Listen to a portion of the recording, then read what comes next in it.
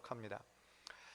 우리가 누군가를 설명할 때 그 사람 참 소신 있는 사람이야 라고 이야기할 때 그 소신은 무엇을 의미합니까?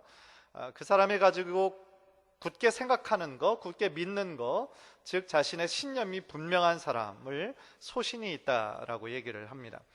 그래서 국가의 공직자들이 반드시 지니고 있어야 할 중요한 자질 중에 하나가 바로 이 소신과 원칙이라고 할 수 있죠. 그러나 요즘 시대 가운데 참 소신이 분명한 그런 사람들이 많지는 않아 보입니다. 쉽게 타협하고 또 줄을 잘 서는 것에만 관심이 있는 그런 공직자들의 모습이 많은 것을 보면 참 마음이 아프기도 합니다. 그런데 분명한 소신을 가지고 있다는 것이 엄청난 강점인데 반하여 또 그것이 주는 단점도 있습니다. 예를 들면 자신의 소신에 너무 집착하게 되면 그것이 부러질 수가 있기 때문입니다. 즉 자기의 생각과 소신과 다른 생각을 만났을 때 타협할 줄 모르게 되면 그것이 큰 갈등의 요소가 되기도 합니다. 페이스북에서 제 한 친구 목사님께서 이런 글을 올리셨어요. 자기 잘 아는 분이 어떤 좀 큰 교회 담임 목사 청빙 후보 중에 한 분을 이분이 어떠냐라고 그분한테 이렇게 여쭤봤을 때 그분이 그냥 단번에 이분은 좀 아니네요 라고 얘기했다는 겁니다. 그 이유가 뭐냐면 그 후보를 잘 아는데 그분이 굉장히 소신이 강하고 개혁주의의 입장에서 굉장히 탁월한 이론가라는 겁니다. 그런데 그 교회 그 세팅에서 그 좀 유연함이 좀 떨어지지 않겠느냐, 그것이 그 사람이 그 후보를 반대하는 주요 이유였습니다. 즉 교회 사역에 있어서 필요한 그 자질은, 리더의 자질은 중심은 굳건하되 방식은 유연하게 구사하는 태도가 참 중요하다라는 것이죠. 저도 그 목사님의 글을 보면서 동감이 됐습니다. 소신이 분명한 것은 큰 장점이지만 확고한 소신만 있고 어떤 문제 상황에 대처하는 유연함과 융통성이 없다면 그것은 나중에 큰 문제가 될 것이기 때문입니다. 그런 면에서 분명한 소신과 함께 있어야 할 덕목은 바로 자신과 다름을 인정하고 더 나아가 자신의 다른 모습까지도 넓게 포용할 줄 아는 그런 관용이 함께 있어야 되지 않는가 생각합니다. 제가 이렇게 설교 서두에서 소신과 관용을 이야기하는 이유가 있습니다. 왜냐하면 오늘 본문에 나오는 그 바울의 모습 가운데 바로 그 소신과 관용이 함께 있는 모습을 발견하기 때문입니다. 더 나아가 바울의 오늘 그 모습을 통하여 그가 얼마나 한 사람을 향한 강한 비전이 있었는지를 우리가 또 확인하게 됩니다. 간절히 바라기는 오늘 말씀을 우리가 함께 나눌 때 바울이 가졌던 그 한 사람을 향한 그 강한 비전을 함께 나누고 또 우리들도 그렇게 지니는 은혜의 시간 되기를 주님의 이름으로 간절히 축원합니다. 먼저 바울의 한 사람을 향한 비전은 디모데를 제자로 삼는 데서 우리가 볼 수 있습니다. 1절을 보면 바울이 더베와 루스드라에도 이르매 거기 디모데라 하는 제자가 있으니 그 어머니는 믿는 유대 여자요 아버지는 헬라인이라 그랬습니다. 이 구절만을 보면 그냥 디모데라는 사람의 출생 배경을 설명하는 평범한 구절 같습니다. 사실은 이 안에 그 평범함을 넘어서는 보이지 않는 많은 이야기가 숨겨져 있습니다. 왜냐하면 바울이 2차 선교 여행으로 제일 먼저 떠난 그 지역이 바로 더베와 루스드라였습니다. 그런데 이 지역은 처음 방문하는 지역이 아닙니다. 몇 년 전에 1차 선교 여행으로 분명히 들렸던 지역이고요. 어떤 일이 있었냐면 이 지역에서 다리가 불편한 사람을 고쳐주었던 그 기적이 일어났던 지역이었습니다. 그래서 그 지역 사람들이 너무 놀라가지고 바울과 바나바를 신으로 알 거예요. 허메와 스스라고 하는 그 지역에 있는 신으로 착각을 해서 어떻게 해야죠? 막 짐승들을 가져와서 그 바나바와 바울 앞에서 제사를 지내려고 했던 그 장소, 혹시 기억나시나요? 네. 그 지역이 바로 더베와 루스드라였습니다. 그런데 그 지역에서 계속 어떤 일이 있었냐면은 그 다른 지역에서 온 유대인들이 이 바울을 너무너무 핍박한 나머지 돌로 쳐 죽이죠. 무리를 선동해서요. 돌로 쳐 실제로 죽었다라고 생각했습니다. 그래서 그 사람 바울을 그 성 밖으로 그냥 몰래 버려버리죠.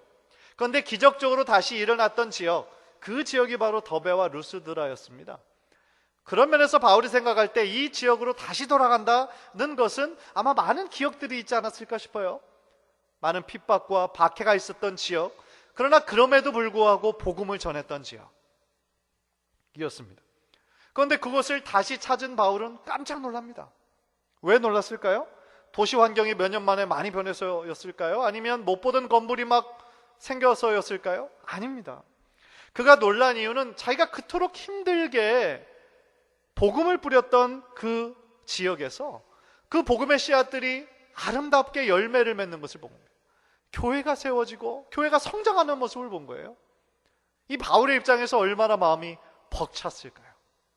아마 바울 뿐만 아니라 모든 그런 사역자들, 선교사님들 동일한 마음일 거라고 생각을 합니다. 저도 가끔씩 예전에 이제 제가 가르쳤던 그런 학생들에게서 그런 어떤 연락들을 받으면 참 기분이 좋은데요. 예를 들어서 제가 중고등부 가르쳤던 아이들, 또 대학생들, 청년들이 지금 이제 어느새 결혼을 하고 또 자녀를 낳고 또 번듯한 직장 생활에 들어가고 그런 것들을 저에게 이렇게 알릴 때 참 마음이 기뻐요. 그때 정말 어렸던 그런 아이들, 정말 유학생들, 그래서 힘든 상황에서 공부했던 그런 친구들이 정말 그 믿음 붙잡고 말이죠, 이 미국 생활에 정착하고 아름다운 가정을 이루는 걸 볼 때 참 마음이 뿌듯하거든요. 아마 마찬가지로 바울이 가졌던 그 마음의 기쁨과 그 뿌듯함은 아마 비교할 수 없을 정도로 큰 거였을 겁니다. 또한 그때는 지금처럼 편안하게 이게 신앙생활을 할 수 있는 시대가 아니잖아요. 그때 당시만 해도 유대교에 엄청난 핍박이 있었고요. 더 나아가 로마의 또 압제가 있었던 시대 아닙니까?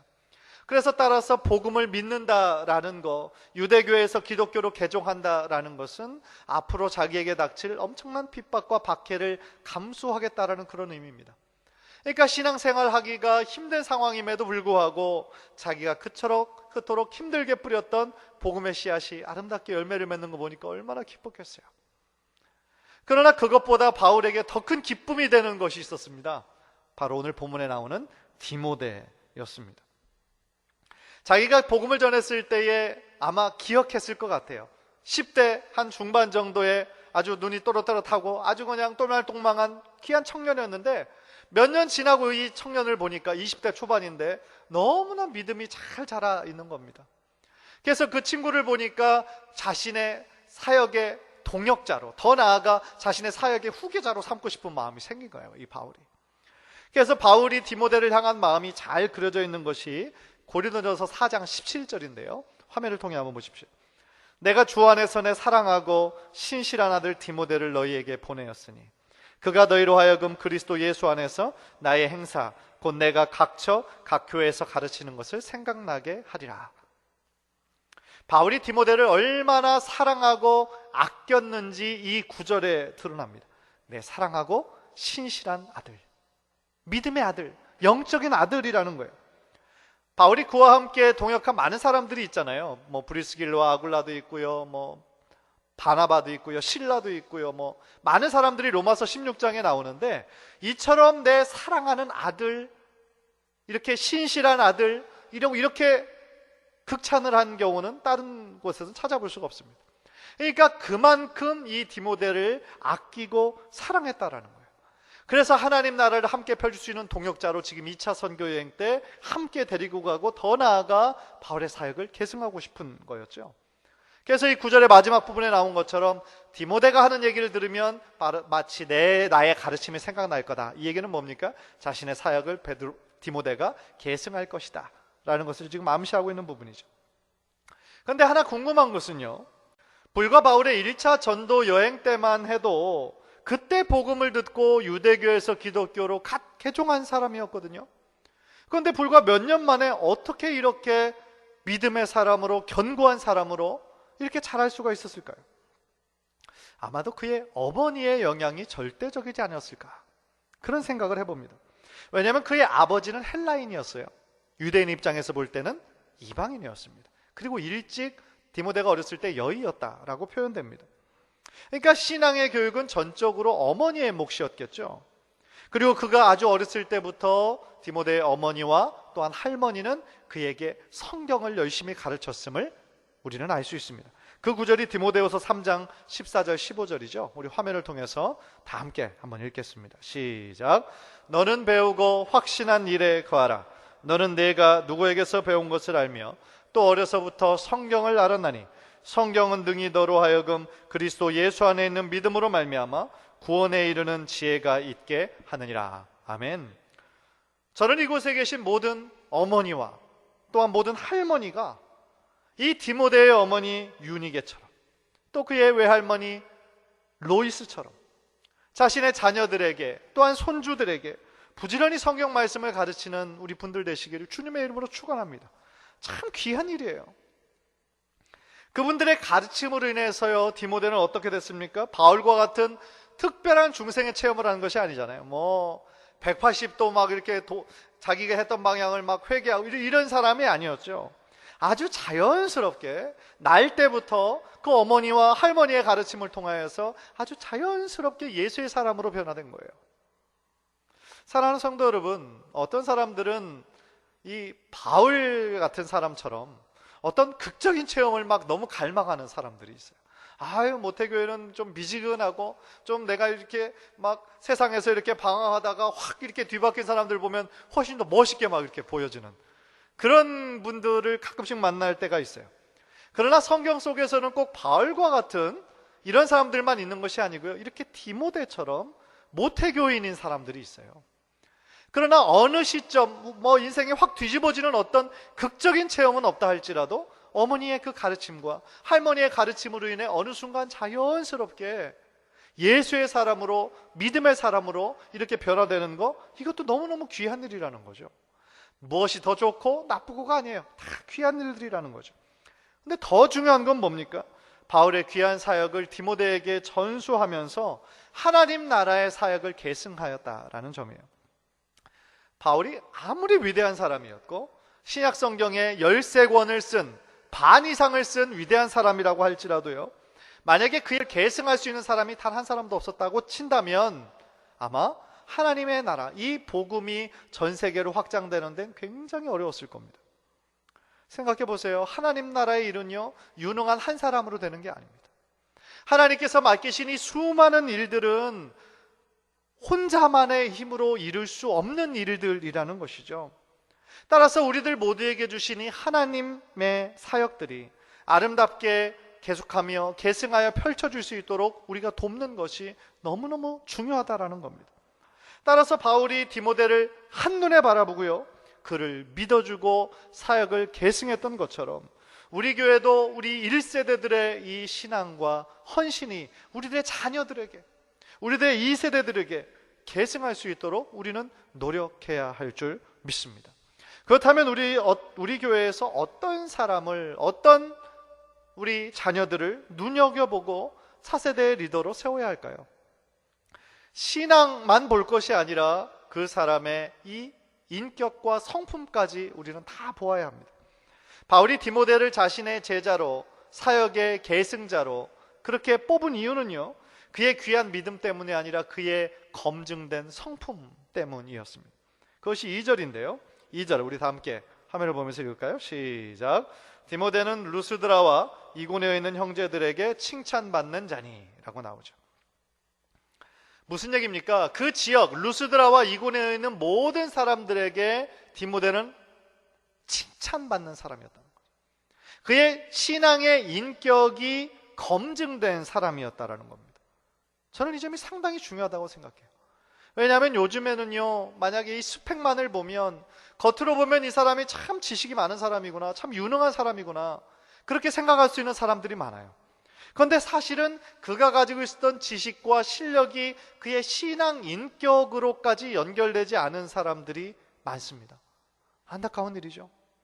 그래서 그 사람을 만약에 교회의 리더로, 또 어떤 사회의 어떤 중요한 리더로 세워놓으면 그 밑에 있는 사람들이 너무너무 힘들어하는 거죠. 중요한 건 뭡니까? 그 신앙으로 성숙된 성품은 그 사람과 오랫동안 생활해 본 사람만이 알 수 있는 거죠. 그냥 이력서 한 장으로는 도저히 알 수 없는 거죠. 따라서 디모데가 그 지역에 있는 형제들에게, 그 지역에 있는 사람들에게 칭찬받는 자였다라는 것은 상당히 중요한 사실이라는 겁니다. 제가 듣기로는 우리가 이거 사용하는 이 미국 교회의 크리스 목사님이 이 미국 교회에서 이렇게 쭉 자라신 분인데 그 신앙과 성품이 너무 좋은 것을 보고 이 교회에서 신학 교육을 시키기로 그렇게 결정했다고, 그렇게 그래서 그 분을 신학교에 보내고 신학교 졸업할 때까지 서포터하고 졸업하고 와서 담임 목회자로 세워서 지금까지 이르렀다라는 이야기를 제가 들었어요. 한 장로님께 제가 들은 것 같습니다. 참 드문 일이지만 너무너무 귀한 일이죠. 함께 신앙생활하면서 어느 집사님 자녀가 너무 귀한 거예요. 신앙도 좋고 인격도 좋고 정말 귀한 리더의 제목으로 보이는 거예요. 그러면 그 사람을 그 교회에서 서포트하면서 키우는 거죠. 하나님의 사람으로, 사역자로 세워질 수 있도록. 제가 또 잘 아는 시애틀의 한 한인교회의 그 목사님도 그 교회 출신이거든요. 모교회예요, 그 교회가. 그런데 그 교회에서 그 어렸을 때부터 봐온 그분이 이제 나중에 목사님이고 또 한국의 큰 교회에서 훈련을 잘 받았다고, 그러니까 37세의 나이에 그 교회의 그 담임 목회자로 딱 청빙을 해요. 그래서 지금까지 시애틀 교회, 시애틀 그 지역에서 가장 큰 교회, 가장 큰 영향력을 미치는 교회로 지금 귀한 사역 감당하고 있는 것을 봅니다. 참 귀한 일이죠. 그런 면에서 우리 교회에서도 우리 귀한 자녀들에게, 대학생들, 청년들에게 이 신앙교육을 정말 잘해서 이 다음 세대들을 책임지는 부흥의 리더들, 영적인 리더들이 나올 수 있도록 우리는 간절히 기도해야 할 줄 믿습니다. 왜냐하면 앞으로는 신앙생활 하기가 지금 우리가 신앙생활 하는 것보다 훨씬 더 힘들어요. 진짜요. 이건 뭐 내가 예언하는 게 아니고요. 이미 20년 전부터 이 얘기는 벌써 나온 얘기예요. 유럽의 교회가 쇠퇴하고 지금 거의 찾아볼 수가 없죠. 미국 교회가 유럽 교회 쫓아가고 있죠. 그리고 미국 교회를 열심히 쫓아가는 교회가 어디예요? 한국 교회예요. 점점 더 교회 수는 줄고 성도 수는 줄어요. 그래서 교회 문을 닫게 되는 그 세대가 바로 이 시대고요. 포스트 모더니즘이라고 하는 어떤 절대적인 것을 무시하고 상대적인 것만을 추구하는 그런 시대의 이 사조가 계속되는 한 계속하여 이 신앙생활하기는 더욱더 힘들어질 거라는 거죠. 따라서 이런 시기에 우리가 우리들의 자녀들을, 우리의 귀한 대학생들, 청년들을 믿음으로 우리가 키워내서 정말 하나님 나라의 귀한 리더로 쓰임받는다면 얼마나 하나님 앞에 칭찬들을 이루겠냐는 거죠. 혹시 압니까? 우리 뭐 주일학교에서 빌리 그레함 같은 그런 설교자가 나올 줄 누가 알겠어요? 아무도 아멘 하지 않으시네. 뭐 우리 자녀들 가운데서 링컨 같은 믿음의 대통령이 나올 줄 누가 알겠느냐고요. 예. 두 번째 게 더 힘들었는데 사실은 교회 크기가 크다고 해서, 교회 모이는 사람이 숫자가 많다라고 해서 모두 하나님 나라의 일꾼이 되는 것은 아닙니다. 더욱더 중요한 건 뭐예요? 과연 그 교회의 사이즈와 전혀 상관없이 그 교회 안에 하나님께 붙잡힌 바 된 사람이 몇 명이 있느냐, 그게 훨씬 더 중요하다는 사실이죠. 간절히 바라기는 이 자리에 앉아 계신 우리 귀한 성도님들, 또한 여러분들의 귀한 자녀들이 하나님께 붙잡힌 자들 되어서 하나님께 크게 쓰임 받으시는 우리 귀한 성도님들 되시기를 주님의 이름으로 간절히 축원합니다. 두 번째로 바울의 한 사람을 향한 비전은 디모데에게 할례를 행하는 사건을 통해 또한 명백하게 보여집니다. 저는 오늘 말씀을 준비하면서 가장 좀 이해가 안 됐던 부분이 바로 이 부분이었어요. 3절인데요. 우리 다 함께 한번 읽겠습니다. 시작. 바울이 그를 데리고 떠나고자 할새 그 지역에 있는 유대인으로 말미암아 그를 데려다가 할례를 행하니 이는 그 사람들이 그의 아버지는 헬라인인 줄 다 알미러라. 바울이 디모데에게 지금 뭘 했습니까? 할례를 행했어요. 왜 행했을까요? 바울의 평상시의 모습에서는 좀처럼 볼 수 없었던 모습입니다. 왜 이렇게 갑자기 이렇게 약해지고 왜 갑자기 유대인들을 이렇게 신경 쓰나? 라는 생각이 들어요. 더욱이 제가 지난주에 말씀을 통해서 예루살렘 그 공의회 때 어떤 결정을 내렸는지 제가 말씀드렸잖아요. 물론 뭐 여러분이 기억할 거라고 제가 예상은 하지 않지만 어제든 예루살렘 공의회 때 어떤 내용이 있었습니까? 어떤 것이 결의가 됐습니까? 구원에 있어서 예수 그리스도를 믿는 믿음만으로 충분한 거지 할례와 율법 준수는 필요하지 않다는 거예요. 그러니까 지금 이방 교회 막 부흥하고 있는 이방인들 중심 교회에서 그들의 이렇게 걸림돌이 되었던 것이 할례 아니었습니까? 왜냐하면 다른 사람들이 와가지고 할례도 받아야 된다고 그러니까 이게 얼마나 곤란합니까? 교회 안에 얼마나 큰 문제가 돼요. 그래서 예루살렘 공의회 공식적인 처음 총회 모여가지고 그것이 공식적으로 딱 결의가 된 거 아닙니까? 이제 할례 필요 없어. 예수 그리스도를 믿는 믿음만으로 충분하다. 그 자리에 바울이 있었고 그것이 바로 바울이 계속하며 가는 곳마다 외치는 이 신칭의 복음 아닙니까? 오직 믿음으로 구원을 얻는다. 그런데 왜? 바로 지난번에 예루살렘 총회에서 할례가 필요 없다라고 결의까지 났는데 왜 할례를 자기 디모데에게 행하느냐 말이죠.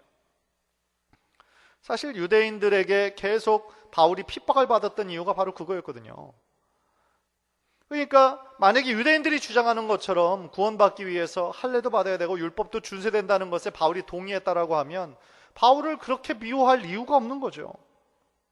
근데 이제 와서 왜 갑자기 이런 일들을 행하는 걸까요? 결정적인 힌트를 주는 구절이 있는데요. 그것이 고린도전서 9장 19절 20절입니다. 우리 한번 화면을 통해서 좀 길지만 우리 한번 다 함께 읽겠습니다. 시작. 내가 모든 사람에게서 자유로우나 스스로 모든 사람에게 종이 된 것은 더 많은 사람을 얻고자 함이라. 유대인들에게 내가 유대인과 같이 된 것은 유대인들을 얻고자 하며 율법 아래에 있는 자들에게는 내가 율법 아래에 있지 아니하나 율법 아래에 있는 자 같이 된 것은 율법 아래에 있는 자들을 얻고자 하며. 여기에 그 해답이 있는 거예요. 바울이 디모데에게 할례를 행할 필요 전혀 없음에도 불구하고 그에게 할례를 행한 이유 단 한 가지예요. 단 한 영혼이라도 더 얻기 위해서입니다. 방금 읽은 구절에서 우리가 설명한 것처럼 그는 자유자였지만 스스로 모든 사람에게 종이 되었고 할례가 필요 없지만 할례를 받고 유대인과 같이 된 것은 유대인들을 얻고자 함이었다는 거예요. 율법 아래에 있는 사람이 아니지만 율법 아래에 있게 된 것은 율법 아래에 있는 사람들을 한 사람이라도 더 구해내기 위해서였다라는 것이죠. 누군지는 모르지만 그 한 영혼, 주님 앞으로 돌아와야 할 그 한 영혼, 그 한 영혼을 향한 그 바울의 사랑과 열정이 느껴지는 부분이라고 할 수 있습니다. 저는 이것이야말로 제가 제일 처음 말씀드렸던 바울의 수와 관용이고 또한 배려라고 생각을 합니다. 다시 말하면 하나님의 사람들, 먼저 믿음이 있는 자로는 믿음이 약한 자들, 또 믿음이 없는 자들을 위해서 자신의 자유를 제한할 필요가 있다는 것입니다. 자기 마음대로 하고 싶지 않은 일이라 할지라도 전도의 문을 넓히기 위해서는 때로는 자기가 가진 그 강한 소신을 조금 누그러뜨려야 될 필요가 있다라는 사실입니다. 왜 그렇습니까? 단 한 사람이라도 더 복음 듣고 회심하여 하나님의 자녀가 되는 놀라운 일을 경험하게 하기 위해서라는 것입니다. 사실 디모데 할례와 전혀 무관한 사람이죠. 아버지 헬라인이에요. 그의 어머니 그에게 할례 강조하지 않았어요. 그런데 바울 따라서 복음 전도자로 나아가려고 하니까 이 할례 문제가 된 거예요. 디모데에게 문제가 아니라 그 복음을 들을 유대인들에게 문제가 될 것으로 예상을 한 거죠. 왜 그렇습니까? 철저한 유대교주의자들은요, 할례를 안 받은 사람이다, 무할례자다라고 생각하면 아예 그 사람과 대면을 하지 않아요. 그러니까 그 사람이 하는 얘기를 누가 귀담아 듣겠습니까? 무할례자가 전하는 그 복음을 누가 듣고 반응하겠습니까? 바울은 그 사실을 안 거예요. 왜냐하면 아까도 읽었던 것처럼 그 지역에 있는 사람들이 그 디모데의 아버지가 헬라인이라는 것을 너무나 잘 알고 있었기 때문인 거죠. 따라서 그 사실을 알고 있었기 때문에 만약에 그럼에도 불구하고 자기의 소신대로 지난번에 총회 때도 그렇게 결정이 됐고 할례 받을 필요 전혀 없으니까 내가 디모데 데리고 그냥 가겠다, 그래서 복음 전하겠다, 이렇게 했다라고 한다면 아마 처음부터 2차 선교여행 처음부터 그 복음의 길이 굉장히 힘들고 막혔을 거라는 것입니다. 그러나 바울의 그 관용 있는 그 결단으로 인해서 디모데와 함께한 선교에는 많은 열매가 있었죠. 4절에서 보는 것처럼 여러 성을 다니며 전도할 때에 예루살렘 공의회 때 어떤 논의와 결정이 있었는지 사람들에게 나눴고요. 그 결과로 어떤 일이 있었냐면 바로 5절에 큰 부흥과 성장이 있었던 것이죠. 5절 우리 한번 화면을 통해서 다 함께 읽겠습니다. 시작. 이에 여러 교회가 믿음이 더 굳건해지고 수가 날마다 늘어가니라. 아멘. 유대인들과 이방인 그리스도인들 간에 참 오래됐던 이 할례의 문제가 해소가 되니까 많은 이방인들이 교회에 들어오기 시작했고, 그들이 숫자만 늘어났을 뿐만 아니라 그들의 믿음이 더욱더 견고해졌다라는 거죠. 얼마나 감사한 일입니까? 사랑하는 성도 여러분, 바울의 이런 모습을 보면서 여러분들은 무엇을 느끼십니까? 자신의 소신, 확고한 신념도 물론 중요하지만 한 영혼이 주님께로 돌아오는 그 회심의 사건이 훨씬 더 중요하다라는 것입니다. 비록 자신의 생각과는 잘 맞지 않는 일이라 할지라도 누군가 그 자신의 강한 소신으로 인해 상처를 받거나 혹 마음이 다칠 것을 배려해서 그 갈등의 소지가 있는 것을 기꺼이 양보한다라는 뜻입니다. 그렇다면 그것을 우리들의 삶 가운데 어떻게 적용해야 할까요? 우리들의 삶 가운데 참 자신의 의견만 고집하는 사람들이 종종 있어요. 직장에서 혹은 교회에서 혹은 가정에서 내 의견 요게 맞는 거니까 무조건 이거 따라와야 돼. 만약에 그렇게 계속 그 자신의 이야기만 맞다라고 고집하는 사람이 그 가정의 리더, 그 회사의 리더, 그 교회 리더라고 한다면 참 그 현장은 많은 갈등이 있을 거예요. 화평과 사랑이 지배하는 것이 아니라 많은 갈등이 공존하는, 터지기 직전에 어떤 그런 불안함이 있을 겁니다. 그러나 자신의 평소 소신에는 맞지 않는다 할지라도 그것을 양보하는 것이 다른 형제들에게 유익이 되고, 더 나아가 교회 전체에 이것이 유익하고 한 영혼이라도 주님 앞으로 돌아올 수 있는 일이라고 한다면 그것을 기꺼이 양보해 주는 것이 정말 멋진 그리고 성숙한 크리스찬의 모습이라는 것입니다. 그렇게 자신의 소신을 다른 더 귀한 일들을 위해서 양보하는 것은 전혀 창피한 것이 아니에요. 오히려 더 자랑스러운 일인 것이죠. 우리 교회에서 소신과 원칙의 사람이라고 생각하면 여러분들은 누구를 생각하십니까? 소신과 원칙이 있는 사람이야. 저는 우리 지금 두 분의 시무 장로님이 딱 생각이 나요. 원칙, 소신, 얼마나 강하신 분들입니까? 그래서 제가 두 분의 장로님들에게 참 많은 것들을 배웁니다. 저는 담임 목회로 처음이죠, 이곳이. 당에 들어가는 것도 물론 처음이고요. 그래서 가끔씩 실수를 할 때가 있습니다. 그런데 여러 가지로 그 미숙한 점들을 우리 장로님들이, 신무 장로님들이 참 그것을 잘 채워주세요. 참 감사하죠. 한 예로 얼마 전에 우리 원로 장로님을 추대하는 그런 예식이 아주 은혜 가운데 잘 끝났습니다. 그런데 제가 그때 목회 칼럼에도 썼지만 그 절차들을 제가 좀 성급하게 하느라고 좀 무시한 일들이 있어요. 원칙적으로 따지자면 그 추대식의 날짜를 그날 할 수 없는 거였습니다. 좀 뒤로 늦췄어야 됐어요. 왜냐하면 거기에 필요한 어떤 절차들이 여러 가지가 있었기 때문이죠. 그러나 그럼에도 불구하고 제가 그 왜 이렇게 할 수밖에 없는지 우리 두 분의 장로님에게 설명을 드렸을 때 그 장로님들이 그렇게 하자고 말씀해 주셨어요. 그 이유가 제 마음을 읽으셨기 때문이에요. 그래서 뭐라고 말씀하시냐면 원래 절차로는 뒤로 미뤄야 하지만 목사님께서 이렇게 정말 좋은 마음으로 추진하시는 거니까 그렇게 따르겠습니다. 그렇게 따라 주셨어요. 그래서 얼마나 감사했는지 모릅니다. 그래서 그 결과로 아름답게 그 예식이 끝나고 또 교회가 하나 되고 화목되는 아름다운 계기가 있었죠. 그렇습니다. 어떤 원칙이 필요하고 어떤 소신이 분명하게 필요할 때가 있지만 우리가 더 중요한 것을 우리가 위해서 좀 그런 것들을 잠깐 희생하고 잠깐 좀 양보하는 이런 관용이 필요하다라는 것이죠. 소신과 관용 또 원칙과 이 유연함을 가지는 것이 바로 주님의 몸된 교회를 아름답게 세워나가고 하나님의 일을 하는 데 있어서 너무나 핵심적인 일이라는 것입니다. 간절히 바라기는 오늘 말씀 중에 바로 여러분들 삶 가운데 단 한 가지라도 기억하시고 그 말씀에 의지하여 순종하셔서 우리의 신앙을 아름답게 계승할 그 한 사람 포커스하시고 또한 한 사람의 영혼 구원을 위해서 더욱더 노력하는 더욱더 기도하는 우리 귀한 성도님들 모두 되시기를 주님의 이름으로 간절히 축원합니다. 기도하겠습니다.